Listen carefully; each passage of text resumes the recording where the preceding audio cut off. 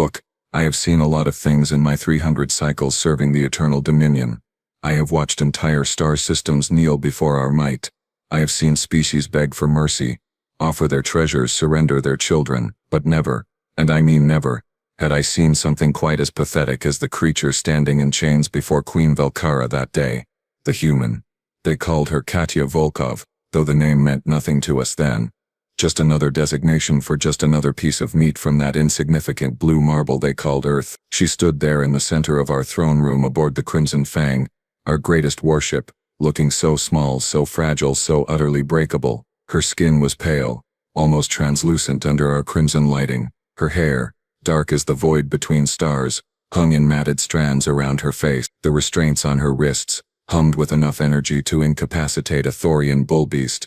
Yet she stood there like she was waiting for tea service. Queen Velkara reclined on her obsidian throne, all 7 feet of scaled magnificence, her forearms draped casually across the armrests. Her eyes, those twin pools of liquid gold, studied the human with the kind of bored amusement one might reserve for an insect doing a particularly funny dance before you crush it. The queen's crest, that magnificent crown of bioluminescent spines, pulsed with lazy purple light. She was not impressed. Neither was the rest of the council, if I am being honest. General Faxron stood to the queen's right, his massive frame encased in ceremonial battle armor that had seen actual battle on 40 conquered worlds. His mandibles clicked with barely contained disgust. To the left, High Advisor Shendra's tentacles writhed with what I recognized as contempt. The rest of us, the lesser council members, the military attaches, the various hangers-on who populated Velkara's court, we all shared the same thought. This was humanity's best, this fragile, soft-skinned, single-hearted creature, the species that had somehow managed to send out desperate transmission after desperate transmission, begging the galaxy for peace, for mercy, for understanding, the same species that had barely mastered faster-than-light travel, that still fought among themselves over resources and imaginary lines on their planet's surface. Oh, how we laughed. So, Queen Velkara's voice resonated through the throne room, each word dripping with amusement that bordered on genuine curiosity. This is a human. This is what crawled out of Earth's gravity well, thinking it could play among the stars. She leaned forward, her secondary arms gesturing dismissively. Tell me, little creature, do all of your kind look so easily broken, or are you special?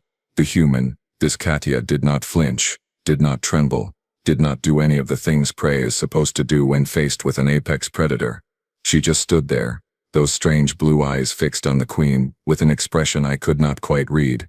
Not fear, certainly, not even respect, which frankly offended me on the queen's behalf. It almost looked like patience. Your Majesty, General Faxron rumbled, his voice like grinding stone. Perhaps we should dispense with the pleasantries and move directly to the interrogation. This specimen was captured during the raid on their colony vessel. She may have information about Earth's defensive capabilities, laughable as they may be. Velkara waved a hand dismissively, her claws catching the light. Where is the fun in that, General? How often do we get to examine such a primitive species up close? Look at her. No natural armor, no venomous glands, no enhanced musculature, no redundant organ, just soft tissue wrapped around fragile bones. I could tear her apart with one hand, literally. You could, Your Majesty. High Advisor Shendra agreed, her voice carrying that syrupy tone she used when she agreed with everything. The humans are remarkable only in their unremarkability, weak, short-lived, prone to disease and injury. They cannot even regenerate lost limbs. How such a species survived its own evolution is the real mystery. More laughter rippled through the council. I joined in, naturally. It was expected, but Katya Volkov just stood there, and if I did not know better, I would swear the corner of her mouth twitched upward, just slightly, like she knew something we did not. That should have been our first warning. Queen Velkara rose from her throne, and when she moved it was with the fluid grace of something that had never known fear, never known defeat. She descended the steps slowly, each footfall echoing through the chamber like a death knell. The human watched her approach with those unsettling blue eyes, calm as still water, and I felt something twist in my stomach, something that might have been unease, though I dismissed it immediately. Let us begin simply, the queen said, circling Katya like a predator sizing up wounded prey. Tell me about Earth's military capabilities, your weapons, your fleets, your defensive installations. Make this easy on yourself, human. I can be merciful when I choose to be. Katya's head tilted slightly, almost curiously. When she spoke, her voice was steady, clear, completely devoid of the terror that should have been choking her throat. "You want to know about our defenses? That is an interesting question, Your Majesty. May I ask why you need to ask at all?" The temperature in the room seemed to drop several degrees. General Faxeron's mandibles clacked together sharply, a sound of pure aggression. "You dare question the Queen?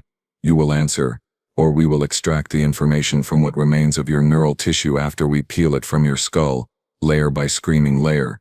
Faxeron Velkara held up one hand, though her eyes never left Katya. "Let her speak. I find her boldness almost, what is the word, adorable, like watching a juvenile predator puff itself up before its first real hunt." She leaned closer to Katya, so close their faces were mere inches apart. "You were captured 3 cycles ago when we raided your pathetic colony ship, the Meridian Hope, 23 of your kind, trying to establish a foothold in the outer reaches. We destroyed your vessel in under 4 minutes. Most of your crew died in the initial assault, the rest begged for their lives. I remembered that raid. It had been almost disappointingly easy. Their ship had shields, yes, but nothing that could withstand even a fraction of our firepower.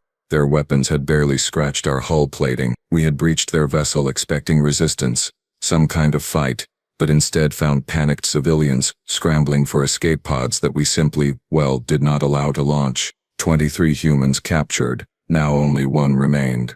"I remember," Katya said softly, and for the first time something flickered across her face. Not fear, though. Something else.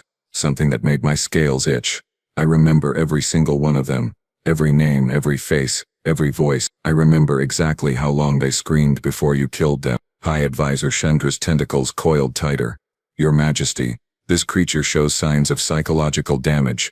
Perhaps the trauma of watching her species mates die has broken whatever primitive mind she possesses.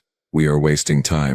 But Velkara seemed fascinated now, her crest pulsing with brighter colors. "Broken? She does not look broken to me. She looks, and correct me if I am wrong, almost amused." The Queen's voice dropped lower. "Dangerous. What do you find funny about your situation, human? You stand alone, in chains, aboard a warship that could glass your entire planet in a matter of hours. Your people are scattered, weak, primitive. You have no leverage, no hope, no future. So tell me, what could possibly be amusing?" Katya smiled then, actually smiled, and it was not the smile of someone who had accepted death. It was the smile of someone who knew something wonderful, something terrible, something we could not possibly understand. "You really do not know anything about us, do you?" she said quietly. "You saw our colony ship, full of civilians, families, scientists, and you thought that was representative of humanity. You thought that was our military." "You have a military?" General Faxeron scoffed. "We have monitored your transmissions, studied your broadcasts. You spend more time fighting among yourselves than preparing for external threats. Your species cannot even unify your own planet, let alone present a credible defensive force." "That part is true," Katya admitted, and her smile grew wider. "We do fight among ourselves. Constantly, actually. Over everything. Resources, territory, ideology, religion, politics. Which sports team is superior? We have fought thousands of wars just on our own world, tens of thousands if you count all the little ones." Velkara laughed, a sound like shattering crystal. "And you think this makes you strong? You are so weak you cannot even stop killing each other, and yet you expect us to fear you." "Fear me?" Katya's eyes glittered with something that made my blood run cold. "Oh no, Your Majesty. I do not expect you to fear me. Not yet, anyway. But you asked about our defenses, and I think there is something you should understand first, something important about humans that your intelligence clearly missed." "And what is that?" the Queen asked, her amusement now tinged with something else. Irritation, perhaps, that this prey was not behaving as prey should. Katya's smile never wavered. "You need to understand what we are before you can understand what we have built to protect it. You need to know our history, our nature, because without that context, Your Majesty, you are going to make a terrible, terrible mistake." Queen Velkara settled back on her throne, all 4 arms spreading wide in a gesture of theatrical patience. "Very well, human. Entertain us with your species' sordid history. Tell us of your glorious achievements, your mighty conquests. I could use a good laugh before we resume the actual interrogation." The council chuckled, a chorus of clicks, hisses and guttural rumbles that echoed through the chamber. I admit, I was curious despite myself. What could this fragile creature possibly say that would matter? Katya straightened, despite her chains, and when she spoke, her voice carried through the throne room with unexpected strength. We have been killing each other for as long as we have had the capacity to hold a weapon. Longer, actually. Before we had tools, we used rocks, sticks, our own hands. We are very good at it. How primitive, High Advisor Chandra murmured, her tentacles writhing with disdain. Primitive? Katya's smile widened. Perhaps, but effective. Let me tell you about a war we called World War I. We fought it with early industrial technology, before we even left our planet's surface, trenches stretching for miles, poison gas, machine guns, artillery that could reduce flesh and bone to nothing, 20 million dead in 4 years, 20 million of our own kind, killed by our own kind, over lines on a map. General Thaxaron snorted, a wet, contemptuous sound. 20 million? That is barely a skirmish. The Dominion's conquest of Theta Prime alone claimed 40 million lives, and we considered that a minor engagement. Oh, I am not finished, Katya said, and there was something almost cheerful in her tone now. 20 years later we did it again. World War II, but this time we had gotten better at killing. More efficient. 65 million dead. We built factories, actual factories, dedicated solely to extermination. We developed bombers that could level entire cities in a single night. We created weapons so terrible that when we finally used them, 2 entire cities vanished in columns of fire that reached into the sky like the fists of angry gods. The throne room had gone quieter now. Not silent, but the mocking laughter had died down to uncertain murmurs. Nuclear weapons, Katya continued, her voice almost conversational. We split the atom and immediately weaponized it, because of course we did. And you want to know the funny part? After we saw what those weapons could do, after we saw the shadows of people burned into walls, the radiation sickness, the genetic damage that would last generations, did we stop? Did we say perhaps this is too much, perhaps we have gone too far? I assume not, Velcora said, though her tone had lost some of its mocking edge. We built more, Katya said simply. Thousands more. Bigger, more powerful, more destructive. We built enough nuclear weapons to sterilize our entire planet dozens of times over. We pointed them at each other for decades, every major nation with their fingers on the trigger, knowing that if anyone launched first everyone would die. We called it mutually assured destruction, and we lived with that reality hanging over our heads for generations. That is insane, someone in the council muttered. I think it was me. Yes.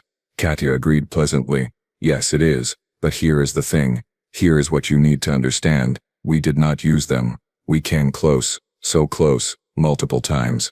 But we held back. Do you know how much self-control that takes? How much discipline? To have the power to end everything, to end your enemies completely, to solve all your problems with fire that burns hotter than stars, and to choose not to. Velcora leaned forward, her crest pulsing with colors I had never seen before. Confusion, perhaps, or something darker. You are telling me your species is suicidal and restrained simultaneously? That makes no sense. It makes perfect sense, Katya said, and her smile was almost gentle now, like a teacher explaining something to a slow student. We know exactly how dangerous we are. We know what we are capable of when pushed. We have spent our entire history pushing ourselves, testing our limits, seeing just how far we can go before we break, and every single time we surprise ourselves. This is just the ramblings of a broken creature, General Thaxaron growled, though he sounded less certain now. What does any of this have to do with your defenses? You have told us nothing but stories of self-destruction. You have only proven that humans are too stupid and violent to survive in a civilized galaxy. The laughter started again, but it was weaker this time, more forced. Katya nodded slowly, like she had expected this response. You are right. We are violent. We are aggressive. We are stubborn to the point of self-destruction. We hold grudges that last centuries. We remember every slight, every betrayal, every injury. We write songs about our grievances and teach them to our children. We build monuments to our wars and tell stories about them for thousands of years. Pathetic, Chandra hissed. And yet, Katya continued, her voice rising now, cutting through the mockery like a blade, we are still here, despite everything we have done to ourselves, every war, every weapon, every attempt at mutual annihilation. We are still here. We survived ourselves, Your Majesty. We survived our own worst impulses. Do you understand what that means? Velcora's golden eyes narrowed. It means you were lucky. No, Katya said. And her smile was absolutely radiant now, bright and terrible and full of something that made every scale on my body stand on end. It means we are dangerous. Not to you. Not yet. To ourselves, yes. But if we can survive ourselves, if we can hold back from destroying everything we love when we have the power to do it, what do you think we will do when someone else threatens what is ours?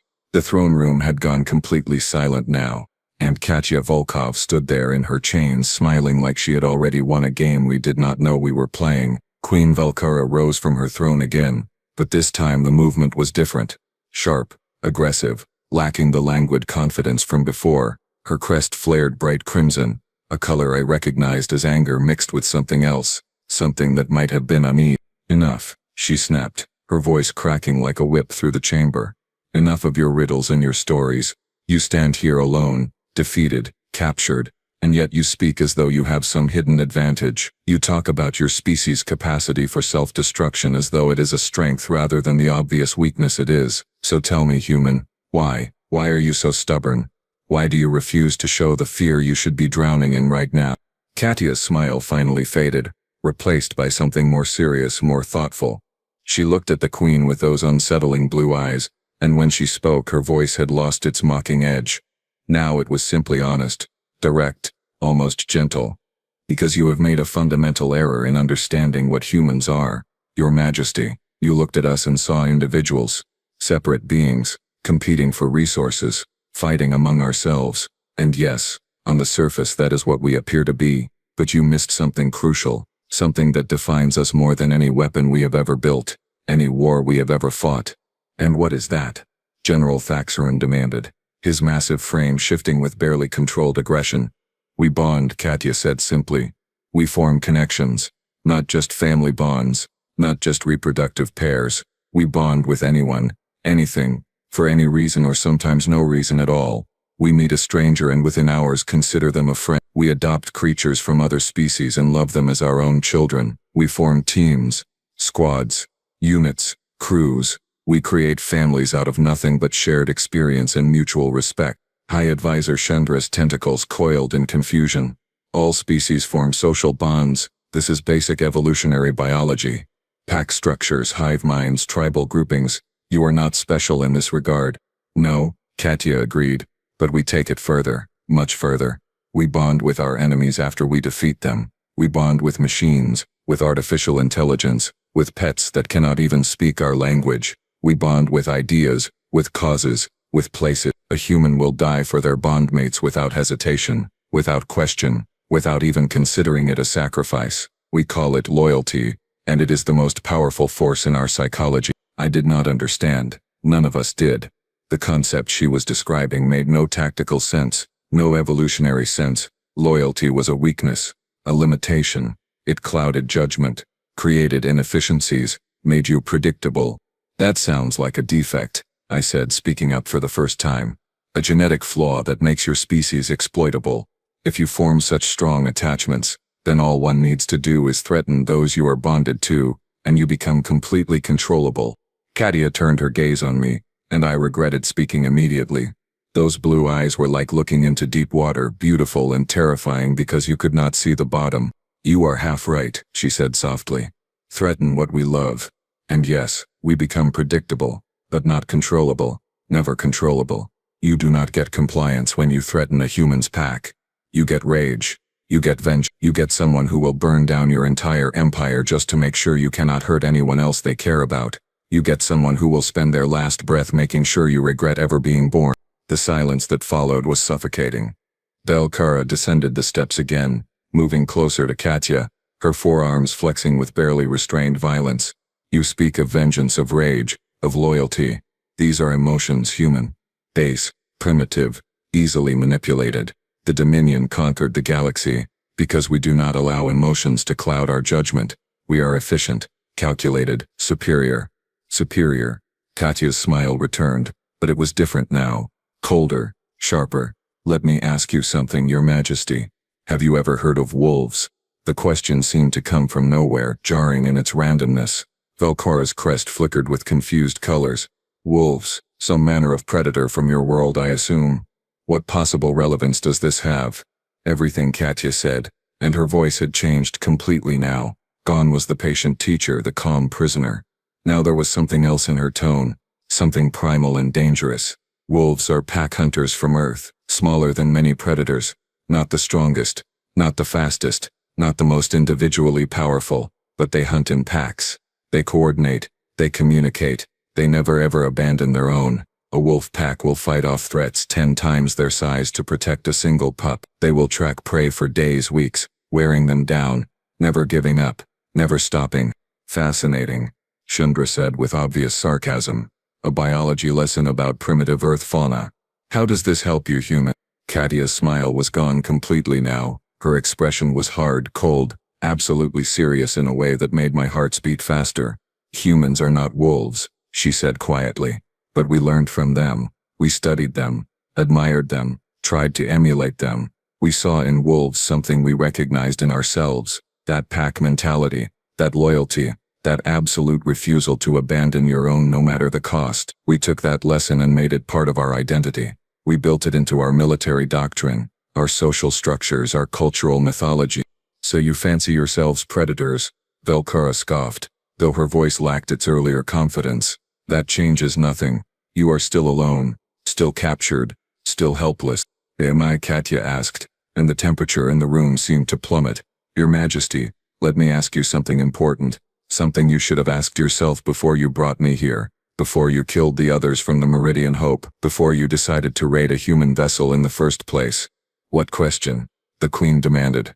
Katya lifted her chin and her eyes blazed with something terrible and beautiful and absolutely terrifying. Did you really think I was alone? The alarms shrieked through the Crimson Fang like the death cries of some massive beast. Red emergency lighting flooding the throne room in pulses that made everything look like it was drowning in blood. My combat implants immediately began feeding me data, threat assessments, damage reports, and what I saw made my blood turn to ice. Hull breaches, multiple decks, unauthorized entry signatures, weapons fire detected in the lower corridors. But Katya did not even flinch at the chaos erupting around us. She simply stood there, calm as ever, and slowly, deliberately, reached up with her bound hands to push back the matted dark hair from the left side of her neck. And there, burned or tattooed or somehow branded into her skin, was a mark, a sigil, the image of a wolf's head, stylized and fierce, its mouth open in a silent howl. The detail was extraordinary, every line sharp and precise, but it was the eyes of the wolf that caught my attention. They seemed to gleam with their own light, as if something alive was trapped beneath her skin. Do you see this? Katya asked, her voice cutting through the screaming alarms with eerie clarity. Do you know what this means? Queen Velkara's crest was flashing through a rainbow of colors now, confusion and anger and something that might have been fear all bleeding together. It is a marking, body art. Your species decorates your skin with meaningless symbols. We know this already. Meaningless, Katya laughed, and the sound was harsh, almost cruel. Your intelligence is worse than I thought. This is not decoration, Your Majesty. This is identification. This is a warning. This is a promise. General Thaxaron moved closer, his massive form blocking the emergency lighting, his mandibles clicking with aggressive confusion.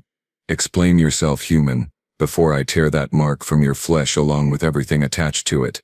The wolf sigil, Katya said, her fingers tracing the edges of the mark almost lovingly, is worn by members of the Lunar Fang, Earth's most elite special operations unit. We are not soldiers, not in the way you understand the term. We are not peacekeepers or colony guards or defensive forces. We are hunters, trackers, retrievers. We are the ones they send when something precious has been taken and needs to be brought back home. We are the ones they send when diplomacy has failed, and someone needs to learn what happens when you hurt humanity's pack. The throne room had gone silent except for the alarms and the distant sounds of combat filtering through the walls. Every member of the council was staring at Katya now, at that glowing sigil on her neck, and I could see the realization dawning on their faces like a slow, terrible sunrise. You think your little mark frightens us? Velkara snarled, but her voice cracked slightly. You think having a tribal tattoo makes you dangerous? I have seen 1,000 warrior cults across 1,000 worlds, all with their symbols and their oaths, and their meaningless traditions. They all died screaming. Did they? Katya tilted her head. Did they come back for their own?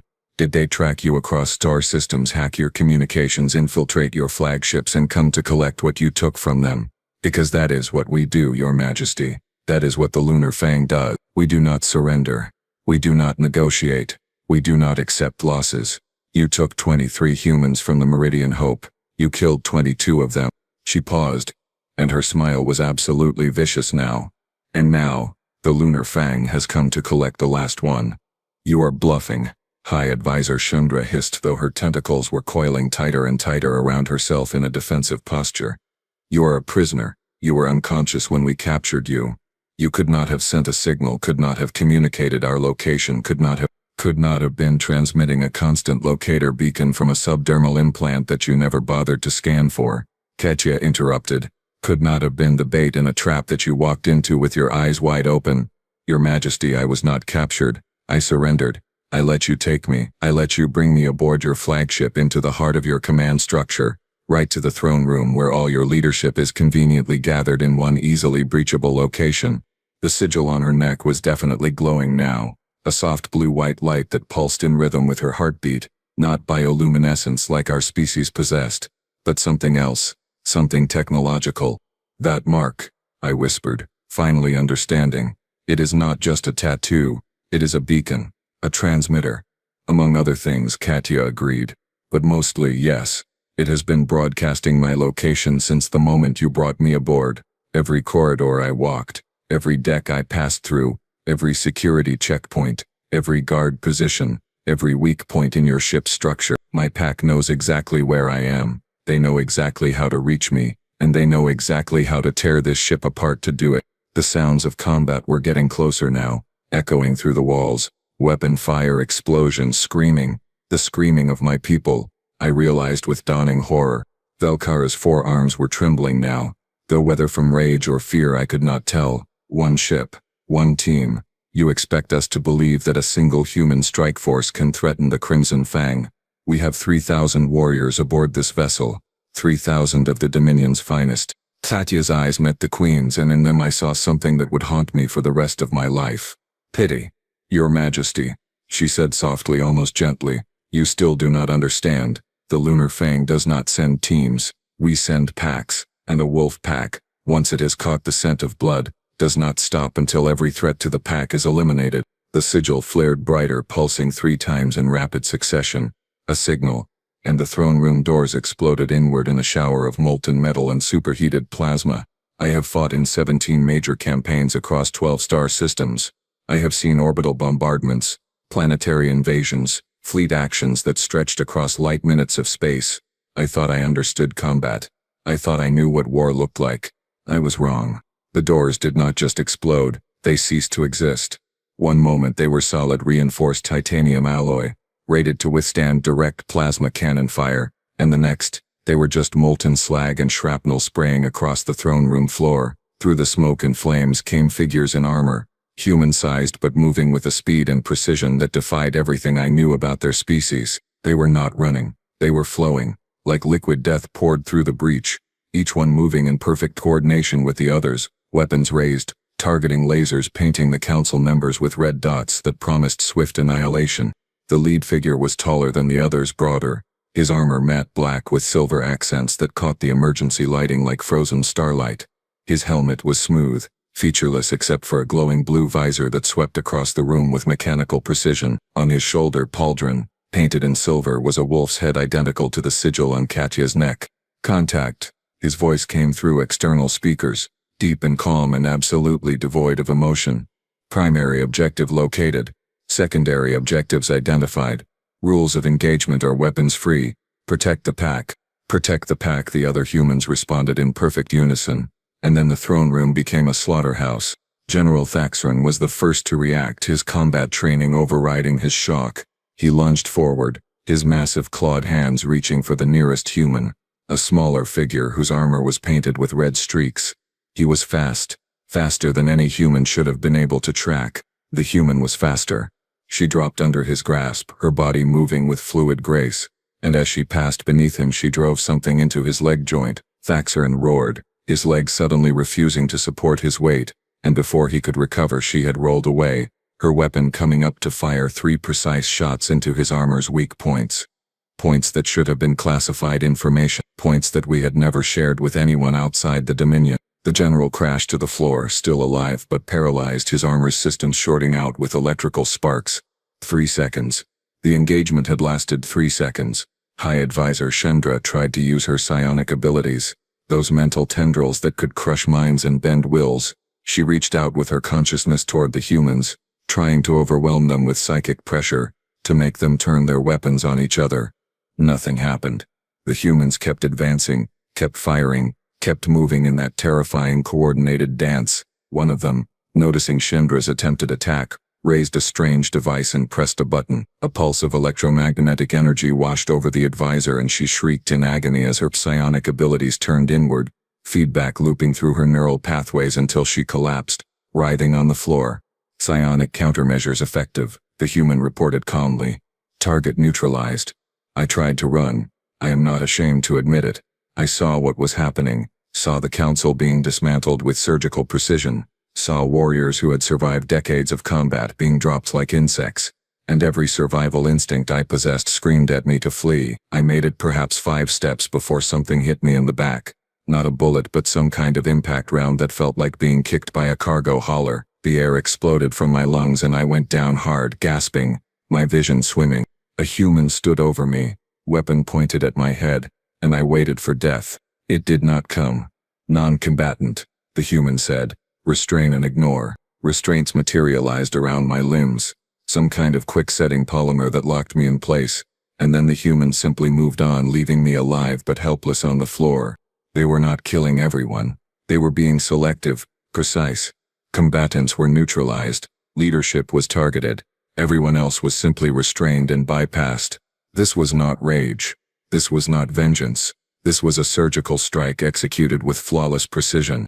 Queen Velkara had retreated back to her throne, all 4 arms raised, energy crackling around her claws. She was powerful, enhanced with biomodifications that made her nearly invincible. She could tear through hull plating with her bare hands, could shrug off small arms fire, could regenerate from injuries that would kill lesser beings. The tall human, the leader, walked toward her with slow, measured steps. Weapon fire erupted around him as the Queen's personal guard finally entered the throne room. But his team provided covering fire, their shots so accurate that each one found gaps in armor, weak points in shielding, vulnerable spots that should have been impossible to hit in the chaos of combat.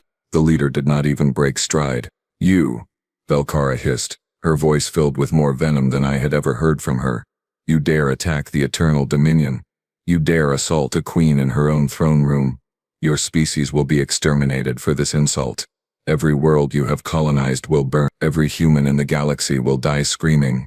The human stopped a few feet from Katya, his weapon never wavering from the Queen. When he spoke, his voice was still calm, still emotionless, but somehow that made it more terrifying. "My name is Commander Marcus Hale, Lunar Fang, First Pack. You took one of ours. You killed 22 civilians under our protection. You tortured our packmate and thought there would be no consequences." He reached up and removed his helmet with one smooth motion, revealing a scarred face with cold gray eyes that held absolutely no mercy. "You were wrong." Behind him, the rest of his team had formed a defensive perimeter, weapons trained on every entrance, every threat. The throne room was secured. The council was neutralized. The Queen was isolated. And Katya Volkov stood in the center of it all, her chains hanging loose, the restraints having been deactivated remotely the moment her pack arrived. She smiled at Velkara, and it was the smile of a predator that had finally cornered its prey. "I tried to warn you," Katya said softly. "I tried to explain, but you did not listen. You thought we were weak. You thought we were prey." Commander Hale moved to Katya's side, pressing a small device against her restraints. They fell away instantly, clattering to the floor. "You thought wrong," Katya finished. The moment the restraints fell from Katya's wrists, everything about her changed. The calm prisoner, the patient teacher, the seemingly helpless captive, all of that vanished like smoke. She rolled her shoulders, cracked her neck, and suddenly she was moving with the same lethal grace as the rest of her pack. One of the humans tossed her a weapon, a compact rifle that she caught without looking. Another threw her a combat knife that she snatched from the air and immediately drove into the throat of a guard who had been trying to flank Commander Hale. The guard went down gurgling, his blood spraying across the obsidian floor, and Katya did not even glance at him as he died. She was a wolf that had been caged, and now the cage was open. Exfil route is clear, one of the pack members reported, his voice crackling through their communication system. Charges are set on primary power conduits, engine room and life support. We have maybe 4 minutes before the Crimson Fang tears itself apart. 4 minutes. They had infiltrated our flagship, fought through 3,000 warriors, reached the throne room and planted demolition charges throughout the ship, all in the time it had taken for this conversation to unfold. Queen Velcara seemed to realize this at the same moment I did.